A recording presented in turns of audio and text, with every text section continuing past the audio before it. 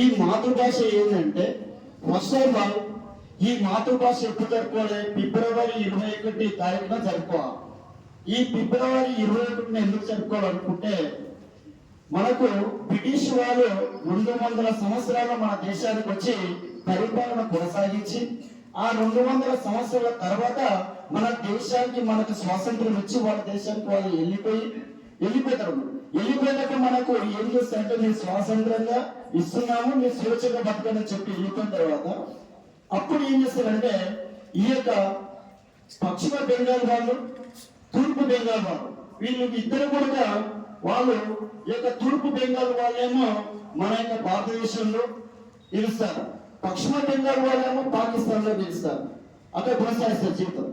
ఆ విధంగా కొనసాగిన తర్వాత వాళ్ళ పాకిస్తాన్ లో ఉన్న భాష ఏంది? ఉర్దూ భాష.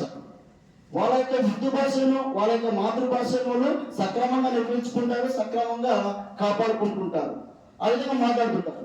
వీళ్ళు ఏం చేస్తున్నారు? పశ్చిమ బెంగాల్ వాళ్ళు ఆ యొక్క మా భాష బెంగాల్ భాష మేము మాట్లాడుకుంటాం, మేము ఈ విధంగా మాకు కూడా స్వేచ్ఛ ఇవ్వండి, రెండో అధికార భాషగా మాకు అధికారం ఇవ్వండి అని చెప్పి పశ్చిమ బెంగాల్ వాళ్ళు అడుగుతారు. అయితే అక్కడ ఉన్న వాళ్ళు మీకు ఏమి ఆ విధంగా తీయదు, మా ఉర్దూ భాషను మీరు కొనసాగించాలని చెప్పి వాళ్ళ మధ్యన బాగా వాదాలు బాగా చెలరేగి వాళ్ళు ఏం చేస్తారంటే 1950లో ఈ యొక్క బెంగాల్ వారి పైన కాల్పులు జరుపుతారు. బాగా ఉద్రిక్తంగా కొనసాగుతున్న సందర్భం ఇద్దరు చనిపోతారు. బెంగాల్ వాళ్ళు ఇద్దరు చనిపోతే అప్పుడు ఏం చేస్తారంటే యునెస్కో వాళ్ళు ఈ విధంగా గొడవలకు ఎక్కడంతా ప్రాధాన్యత లేదు, ఖచ్చితంగా వాళ్ళు ఈ యొక్క పాకిస్తాన్ లో నీళ్ళమే ఉన్నారు కాబట్టి వాళ్ళకు కూడా బెంగాల్ భాష ఉండాల్సిందే, వాళ్ళ మాతృభాష కాపాడుతుందని చెప్పి ఎప్పుడైనా సరే మాతృభాష దినోత్సవం ఫిబ్రవరి 21 కాపాడుతారు కాబట్టి ఫిబ్రవరి 21 జరుపుకోవాలని చెప్పి యునెస్కో అప్పుడు వెల్లడి చేస్తారు. అప్పుడు ఈ యొక్క ఎవరైతే పశ్చిమ బెంగాల్ వాళ్ళు ఉన్నారో వాళ్ళ నుంచి విడిపోయి ఇప్పుడు బంగ్లాదేశ్ లో ఏర్పడేది.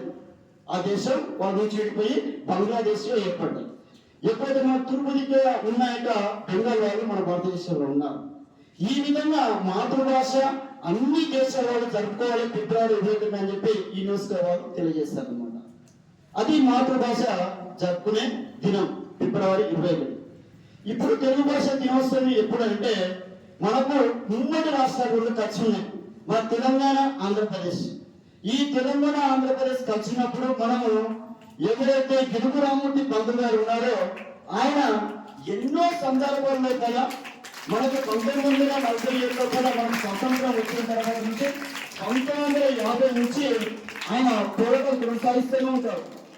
మాకు ఎలాగైనా సరే గ్రాంధిక భాషలో ఉంది, ఈ గ్రాంధిక భాష ఉన్న భాష ఎవరికి కూడా అర్థం కాదు, సామాన్య ప్రజలకు అర్థం కాదు, చదువుకునే పిల్లలకు అర్థం కాదు. ఎందుకంటే గ్రాంధిక భాష అనేది ఓన్లీ గ్రంథాలు రచించడానికే ఉపయోగపడుతుంది. ఆ గ్రంథాలు రచించే వాళ్ళు ఎవరంటే పండితులు, యోధులు. కాబట్టి అలాంటి భాష కాకుండా వ్యవహారిక భాష మాకు కావాలి. మా విద్యార్థులందరూ కూడా సక్రమంగా అర్థం చేసుకుని చదివే విధంగా ఉండాలి, సక్రమంగా మార్గంలో అందరూ కూడా నడుచుకోవాలి ఇక్కడున్న ప్రజలని చెప్పి అప్పటి నుంచి పోరాటం చేస్తూ పట్టిన పట్టు ముడకుండా గిడుగు రామూర్తి పంతులు గారు ఈ యొక్క గ్రాంధిక భాష ఉన్న భాషను వ్యవహారిక భాషలకు తీసుకొస్తారు. కాబట్టి ఆయన ఎప్పుడైతే వ్యవహారిక భాషలకు తీసుకొచ్చిన తర్వాత అక్కడ ఉన్న ప్రజలకు కానీ విద్యార్థులకు కానీ ఆ యొక్క తెలుగు పలుకు కానీ గ్రంథాలు కానీ సాహిత్యం కానీ నవలలు కానీ రచన కానీ సులువుగా అర్థమయ్యి పిల్లలు అప్పటి నుంచి వీళ్ళలోకి వస్తారన్నమాట.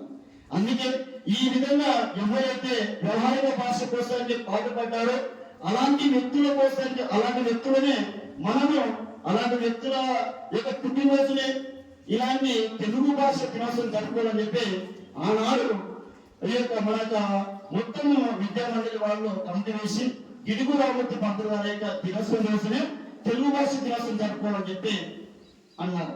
అప్పటి నుంచి మన తెలుగు భాష దినోత్సవం ఈ యొక్క ఎప్పుడు ఆగస్టు 29 రోజున ఆయన జయంతి రోజున జరుపుకుంటున్నాం. మనకు 2014 సంవత్సరంలో తెలంగాణ ఏర్పడ్డది. 2014 సంవత్సరంలో తెలంగాణ ఏర్పడ్డది. ఇప్పుడు ఉమ్మడి ఉన్నప్పుడు ఎప్పుడు చెప్పుకున్నాం? ఆగస్టు 29న ప్రతి సంవత్సరం జరుపుకుంటున్నాం. మనకి తెలంగాణ ఎప్పుడు ఏర్పడ్డది? 2014 సంవత్సరం మళ్ళీ ఏర్పడ్డాం. వాళ్ళు వేరేమో మనం వేరే. అప్పుడు 2014 నుంచి మన తెలంగాణ భాష సపరేట్, మన తెలంగాణ భాష దినోత్సవం కూడా సపరేట్ జరుపుకోవాలి, సపరేట్ జరుపుకుంటున్నాం. అయితే 2014 నుంచి మన తెలంగాణ కవి, మన తెలంగాణ యోధుడు, మన తెలంగాణ శిరసుక్క, ఒక్క శిరసుక్క 100 మెదల కదలిక అని మన కాళోజీ నారాయణరావు గారు చెప్పారు. కాళోజీ నారాయణరావు గారి యొక్క జన్మదినం ఏది అంటే మనకు సెప్టెంబర్ 9, వచ్చే నెల లోపలనే, సెప్టెంబర్ 9 లోపలనే కాళోజీ నారాయణరావు గారి యొక్క జయంతి ఉంది. మన యొక్క చైర్మన్ సార్ సహకారంతో, మన ప్రిన్సిపల్ సార్ సహకారంతో మనము తెలంగాణ మాతృభాష దినోత్సవం, తెలుగు దినోత్సవం ఆ రోజు వ్యాసరాస పోటీలతోటి, అలాగే పద్యాల పోటీలు కానీ, నెక్స్ట్ పాటల పోటీలు కానీ, సాంస్కృతిక కార్యక్రమ పోటీలు కానీ మన యొక్క స్కూల్లో కూడా ఆ రోజు నిర్వహించుకుంటాం ఘనంగా. ఎందుకంటే కాబట్టి మన తెలంగాణ దినోత్సవం కూడా జరుపుకోవాలని మనస్ఫూర్తిగా కోరుకుంటూ ఈ రోజు తెలుగు దినోత్సవ శుభాకాంక్షలు, అలాగే ఈ యొక్క తెలుగు దినోత్సవ శుభాకాంక్షలు తెలియజేస్తూ నా యొక్క ఉపన్యాసం ముగిస్తున్నాను. అందరికీ అభినందనలు.